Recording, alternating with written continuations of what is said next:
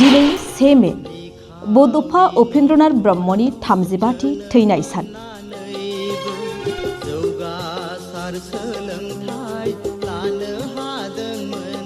दुलाराय रायजो नाङैनो फालिदों बड'फा उपेन्द्रनाथ ब्रह्मनि थैनाय सान।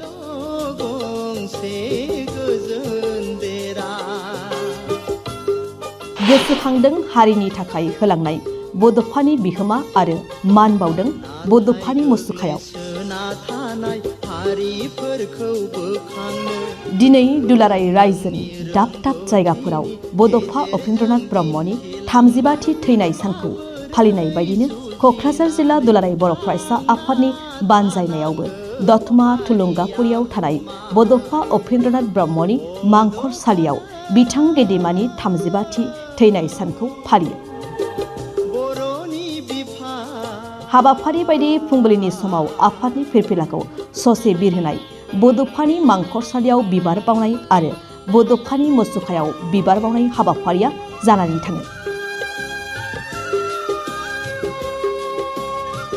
बेनिनो समाव आफादनि फिरफिलाखौ ससे बिरहोयो मिरु दुलाराय बर' फरायसा आफादनि लोगो सोलोंथाइ नेहाथारि रमिय कुमार बसुमतारी बिथाङा। लोगोसे बड'फानि मांखरसालियाव बिबार बावजेनो दुलाराय बर' फरायसा आफादनि बारग' गाहाय नेहाथारि आरो बारग' MLA परमेश्वर ब्रह्म बिथाङा। मख'जाथावदि दिनै बे बड'फा उपेन्द्रनाथ ब्रह्मनि थैनाय सान फालिनाय हाबाफारियाव आसामनि केबिनेट मन्त्रि मुस्रिमा नन्दिता गारलसाया बाहागो लानानै बड'फानो मान बावफैदों। बिथांजों लोगोसे बिटिआरनि लेङाइ गाहाय खुंगिरि गबिन्द चन्द्र बसुमतारी, EM राकेश ब्रह्म, EM धनन्जय बसुमतारी, क'क्राझारनि जिल्ला बेंगिरि आरो ओनसोलनि रायजो राजा मेलेमजिबि लोगोसे फरायसा फरायसुलिफोराबो बाहागो लायो।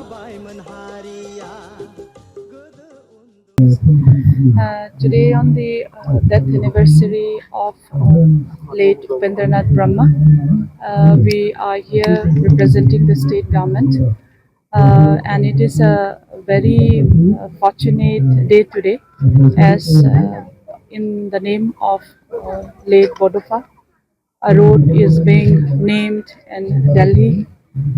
This is a recognition which, being from a Boro community tribe, getting a name in the status of a national is one of the achievement which we can see under the present government. Dotoma being a village where he had all throughout his life, the aspirations of the people of Dotoma are as much like all the people of Boro.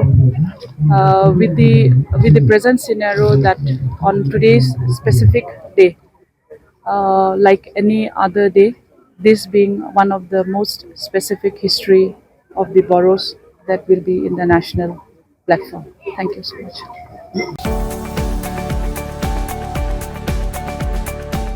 गुनगोनां गोजौ सोलोंथाइ लानो गोसो जानाय फरायसाफोरनि थाखाय मोनसे फोसावथाय। फरायसाफोरनो गुनगोनां गोजौ सोलोंथाइ होनायनि मोजां खाबु लानानै फैदों रुनिकाटानि UN एकाडेमिया। रुनिकाटानि UN एकाडेमियाव 2025-26 सोलोंथाइ बोसोरनि थाखाय गोदानै मुं थिसननाया सोलिगासिनो।